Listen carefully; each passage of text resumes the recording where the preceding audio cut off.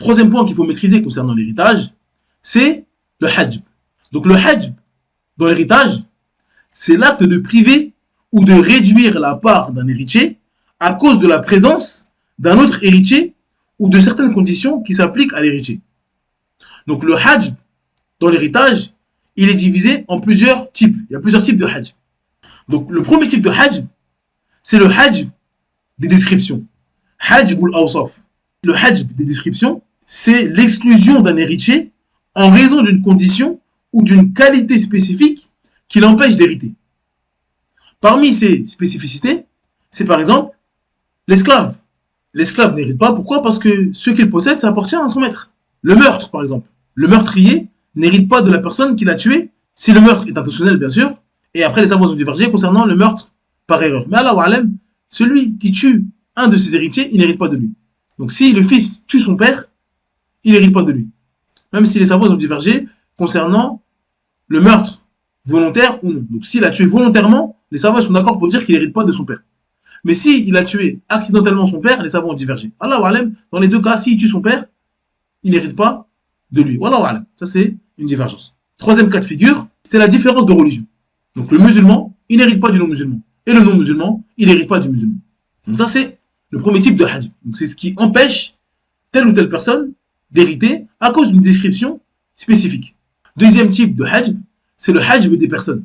Hajb al-ashkhas. Il s'agit de l'exclusion d'un héritier par la présence d'un autre héritier qui l'empêche totalement de recevoir une part. Donc là, on a une personne qui est présente et cette personne-là, elle empêche une autre personne d'hériter. C'est-à-dire que cette personne-là n'hérite pas.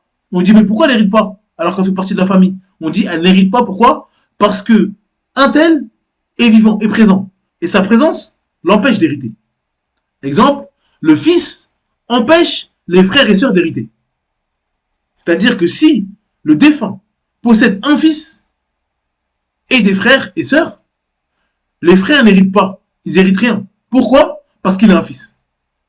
Donc si on voit quelqu'un qui meurt, il a 4, 5, 6, 7 frères et sœurs. On dit, ah, les frères et sœurs, on regarde combien ils doivent avoir, etc. dans l'héritage. On dit, ah, ils n'héritent pas les frères et sœurs. Pourquoi ils n'héritent pas? Pourquoi? Parce que le défunt, il a un fils. Si le défunt a un fils, le fils, la présence du fils, ça empêche les frères et sœurs d'hériter. Donc, on ne regarde même plus, est-ce que le frère, il a un tiers, 2 tiers, est-ce que la sœur... Non, on ne regarde plus ça. La présence d'un fils empêche les frères et sœurs d'hériter. Autre exemple, le père empêche le grand-père d'hériter. Donc le grand-père, en islam, quand on regarde les textes, il peut hériter de quelque chose. Parfois il a ça, parfois il a ça, parfois il a ça. Mais si, dans les gens qui sont vivants parmi les héritiers, il y a le père, donc celui qui meurt, son père est vivant, ce n'est pas possible que le grand-père hérite. Le grand-père, il ne pourra jamais hériter si le père est vivant. Et il y a d'autres cas, comme le mari ou la femme, par exemple. Le mari ou la femme, ils peuvent empêcher certaines personnes d'hériter, comme les frères et les sœurs. Donc parfois, dans certaines situations, la présence de l'époux ou de l'épouse, ça empêche les frères et sœurs d'hériter. Troisième type de hajb, c'est le hajb de privation. Hajb al-hirman. Donc ce type de hajb, il prive totalement l'héritier de l'héritage en raison de la présence d'un héritier plus proche ou plus méritant. Donc là, ce qui vous empêche d'hériter, c'est qu'il y a quelqu'un de plus proche ou qui est plus méritant, qui est plus en droit d'obtenir l'héritage que vous. Encore une fois, c'est pas nous qui décidons qui est méritant ou pas. L'héritage, il a été codifié par la révélation, le Coran et la Sunna. Donc par exemple, les frères et sœurs germains, ils sont exclus de l'héritage s'il y a un père ou un fils.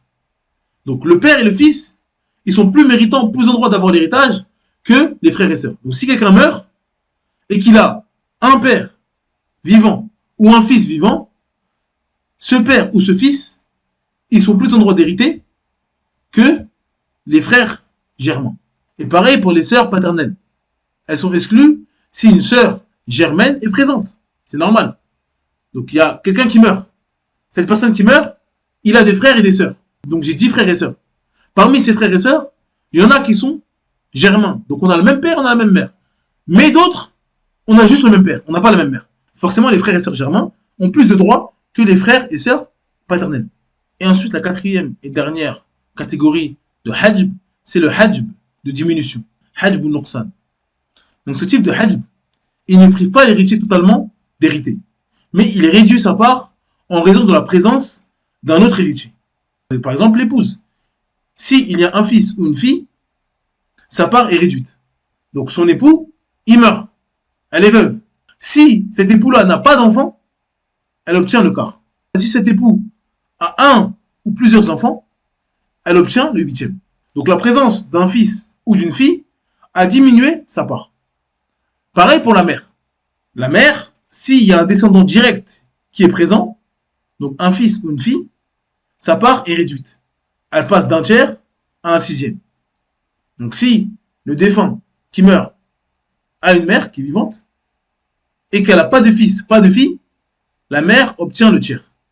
Mais si le défunt a un fils ou une fille, la mère obtient le sixième. Et donc là aussi, il ne faut pas venir avec des gros sabots en prenant Surat Nisa, le Coran, en disant, voilà, il y a un héritage, la personne qui est morte, elle a 8 sœurs. La personne qui meurt, elle a un père, une mère, elle a un enfant, et elle a un petit-fils. Et je prends tout sur une feuille, et après je regarde dans le Coran, bon, le petit-fils il a combien? La petite fille elle a combien? Le père il a combien? La mère elle a combien? Et après je dis, mais il y a un problème là. Il a laissé 50 000 euros, et quand on regarde dans le Coran, on dit que lui il a un tiers, lui il a deux tiers, lui il n'y a plus rien. On lui dit, mais c'est normal parce que tu es un ignorant. La présence de certaines personnes efface ou diminue l'héritage de quelqu'un. Et donc, avant de se prononcer pour dire lui il a tant, ou lui il doit avoir ça, il faut maîtriser bien sûr tous ces éléments.